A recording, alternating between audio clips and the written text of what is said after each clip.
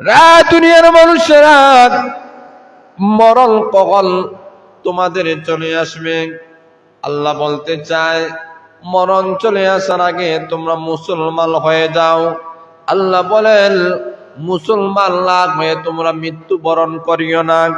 এখন প্রশ্ন থাকে, হুজুর আমার তো জানা নাই কোন সময় আমার মরণ চলে আসবে, কটার সময় আসবে, কত বয়সে আসবে, এটা তো আমার জানা নাই। তাহলে আমি কিভাবে মুসলমান হব? আল্লাহ রাব্বুল আলামিন এই আয়াতের মাধ্যমে আল্লাহ আমাদেরকে জানায় দিতে চায়, দুনিয়ার মানুষেরা রে, মরণের যেহেতু কোনো বয়স নাই, কোনো সময় নাই, মৃত্যু কখন চলে আসবে তোমাদের আমাদের যেহেতু জানা নাই, কাজেই মুসলমান হতে একটা সেকেন্ডও দেরি করা যাবে না। যেহেতু তোমাদের জানা নাই, মুসলমান হতে দেরি করা যাবে না। কোন সময় মরণ আসবে, এই মরণটা কেমন মরণ? আল্লাহর রাসূল বলেছেন, প্রত্যেকটা মানুষকে যে মৃত্যুবরণ করতে হবে, এই মরণটা অত্যধিক ভয়ঙ্কর। আল্লাহর রাসূল বলেন, ওই মৃত্যুটাকে বেশি বেশি করে স্মরণ করো, যে মৃত্যুটা তোমাদের জীবনের সকল আনন্দ, সকল উল্লাসগুলা দূর করে দিবে। আকসিনু যিকরাহা যিমিল লাযযাতিল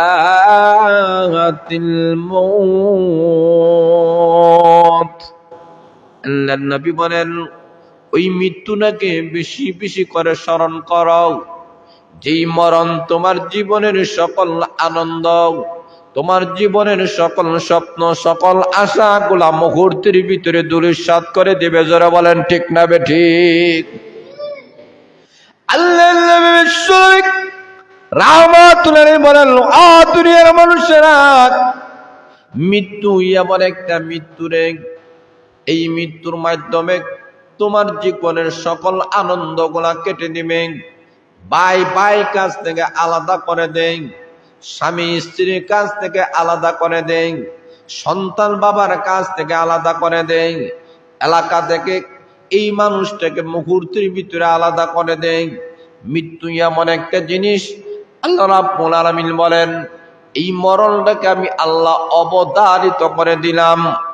অন্য আয়াতের মধ্যে আমার মহান আল্লাহ রাব্বুল আলামিন বলেন, ও দুনিয়ার মানুষেরা, ও দুনিয়ার মানুষেরা, আমি সেই মহান সত্তা, আল্লাযী খালাকাল মাউতা ওয়াল হায়াতা লিয়াবলুয়াকুম আইয়ুকুম আহসানু আমালা। আল্লাহ বলেন, সেই মহান সত্তা যিনি তোমাদের মরণ এবং জীবন সৃষ্টি করেছেন। জোরে সুরে বলেন, আমাদের মরণ আর জীবন সৃষ্টি করেছেন কে? আরো জোরে বলেন। এখন আমার মহান আল্লাহ রাব্বুল আলামিন এই আয়াতের মধ্যে মহান আল্লাহ মরণের কথা মহান আল্লাহ আগে এনেছেন, জীবনের কথা আল্লাহ পরে নিলেন কেন? অথচ দুনিয়ার নিয়ম গলব, মানুষের জীবন আগে মরণ পরে। জোরা বলেন ঠিক না বেঠিক? এই দুনিয়াতে আমরা এসেছি আগে, আসার পরেই না মরণ হয়, মরা আগে নয়। আগে দুনিয়াতে মানুষের জীবন নিয়ে আসে, এরপরে মানুষের মরণ হয়। তাহলে তো আল্লাহ মহান আল্লাহ মৃত্যুর কথা আল্লাহ পরে নেওয়ার কথা ছিল, কিন্তু আবার মহান আল্লাহ বলার প্রায় মরণের কথা আল্লাহ আগে এনেছেন। কেন এনেছেন? তার কারণ হলো, আমার মহান আল্লাহ রাব্বুল আলামিন বুঝাতে চাই, দুনিয়ার মানুষের এই যে জীবন আমি মহান আল্লাহ দিয়েছি, এই জীবন স্থায়ী জীবন নয়, এই জীবনের পরে একটা মরণ দিয়েছি। এই মরণের মাধ্যমে জীবনের পরিসমাপ্তি আমি আল্লাহ ঘটাইয়া দিব। কথা বলেন ঠিক না বেটি? এই জীবনের একটা পরিসমাপ্তি আছে কি নাই? কথা বলেন আছে কি নাই? সেই পরিসমাপ্তি ঘটবে মৃত্যুর মাধ্যমে। এই কারণে আল্লাহ রাসূল বলেন, ওই মৃত্যুটাকে বেশি বেশি করে স্মরণ করো, যে মরণ যে মৃত্যু তোমার জীবনের আনন্দ উল্লাস সব সম্পর্ক ছিন্ন করে দিবে, এই মৃত্যুটাকে বেশি বেশি করে স্মরণ করো। এখন আসুন ভাইয়ারা, এই যে একটা মৃত্যু, এই মৃত্যুটা সবারই আসবে, মুমিনের হক কাফির হক সবারই মরণ আসবে, কিন্তু মুমিনের মৃত্যুটা একরকম, কাফিরদের মৃত্যুটা অন্যরকম হবে। মুমিনের মৃত্যুটা বরং আনন্দদায়ক মৃত্যু হবে, কারণ আল্লাহ রসুল ঘোষণা করেছেন এই মৃত্যুটা মুমিনদের জন্য একটা উপহার। জোরে বলেন সুবহানাল্লাহ। বন্ধুর পক্ষ থেকে বন্ধুর কাছে একজন বন্ধু আরেকজন বন্ধুর বিবাহের মধ্যে গেলে যেমন একটা উপহার দেয়, আল্লাহ ডাক দেওয়া হয় আল্লাহর পক্ষ থেকে এই মৃত্যুটা ইমানদারের জন্য একটা উপহার। এই মৃত্যুটা একটা সেতু এই দুনিয়া থেকে পরকালে আল্লাহর সাথে সাক্ষাৎ। কারণ দুনিয়ার মানুষেরা দুনিয়া থাকা অবস্থায় আল্লাহর সাথে সাক্ষাৎ করতে পারবে না, আল্লাহর দিদার নসিব হবে না। তাহলে আল্লাহর সাথে সাক্ষাৎ করার একমাত্র মাধ্যম হচ্ছে মৃত্যু। মৃত্যু ছাড়া কেউ আল্লাহর সাথে সাক্ষাৎ করতে পারবে না। এখন শুন ভাইরা, যারা ইমানদার, যারা আল্লাহওয়ালা, যারা দিনদার, এক শ্রেণীর মানুষের মৃত্যুটা, এই মৃত্যুটা তাদের জন্য হাদিয়া, তাদের জন্য উপহার। কেমন ভাবে?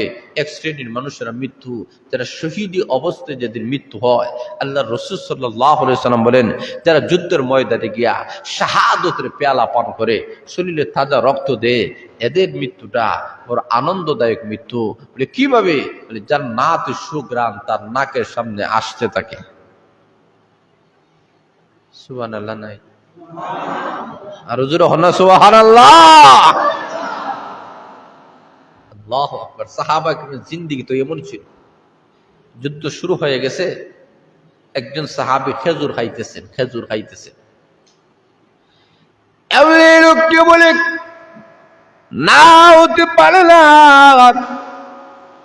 আমি যতটুকু সময় এই খেজুরটা খাইব, খেজুর খাইতে গেলে বিচিগুলা তো নিচে রাখতে হয়, এতটুকু সময় আর লেট করা যাবে না, কারণ আমার নাকের মধ্যে উহুদ পাহাড়ের প্রান্ত থেকে নাকের মধ্যে জান্নাতি সুঘ্রাণ আসতেছে। আর আসতে বলেন সুবহানাল্লাহ। আর দেরি করা যায় না, জান্নাতি সুঘ্রাণ আসতেছে, আমি আর দেরি করব না, যুদ্ধের ময়দানে আমি শহীদ হয়ে আল্লাহর তৈরি জান্নাতের মেহমান হয়ে যাইতে চাই। এই কারণে আল্লাহর নবী বলেন, যারা শহীদি অবস্থায় মৃত্যু হবে, এই মৃত্যুটা বড় আনন্দদায়ক। আল্লাহর নবী বলেন, শহীদ হয়ে যারা মৃত্যুবরণ করবে, এদের মরণের সময় কোনো কষ্ট নাই। বাহ্যিকভাবে দেখা যায় তাকে হত্যা করা হয়েছে, কাটা হয়েছে, রক্তাক্ত হয়েছে, কিন্তু ওই লোকটার কোনো আযাব, কোনো কষ্ট হয় নাই, সক্রাতের কোনো আযাব নাই। বিনা আযাবে মালাকুল মউত আসিয়া তার জানটা কবজ করে আল্লাহর তৈরি জান্নাতের মেহমান বানায়া দিয়েছে। এই জন্য আল্লাহর নবী রাহমাতুল আলামিহি ডাক দিয়ে বলেন, যুদ্ধের ময়দানের মধ্যে যাইবা, এমনি বাবা আর সন্তান দ্বারা গিয়েছে, বাবার নাম হলো আব্দুল্লাহ, বাবার নাম হলো আব্দুল্লাহ। এখন শুনবায়রা, ছেলের নাম হলো জাবির, দুইজন দাঁড়ায় আছেন, যুদ্ধের ময়দানে যাবে। যুদ্ধের ময়দানে গিয়ে শরীরের তাজা রক্ত দিবে, মরণটাকে তারা কবুল করে নিয়েছেন। আমরা মরতে চাই না, কিন্তু তারা বলেন আমরা মরতে রাজি, আমরা জীবন দিতে রাজি আছি। আল্লাহর নবী বলেন, ও আমার সাহাবায়ে কেরাম, আমি দুইজনকে নিব না, একজনকে নিব। ছেলে আসবা নতুবা বাবা আসবা। এমনি ছেলে এবং বাবার মধ্যে একটা প্রতিযোগিতা শুরু হয়ে গেছে। ছেলে ডাক দেয়া বলে, বাবা, আমার প্রাণের আব্বা, আপনি আমার আব্বা হতে পারেন, কিন্তু আমার আগে মৃত্যুবরণ করে আল্লাহর তো জান্নাতের মেহমান আপনি হয়ে যাবেন, এটা কখনো হতে পারে না। মৃত্যুর জন্য তাদের প্রতিযোগিতা, শহীদ হওয়ার জন্য তাদের প্রতিযোগিতা, জান্নাতের ভিতরে যাওয়ার জন্য প্রতিযোগিতা। জোরে বলেন আল্লাহু আকবার।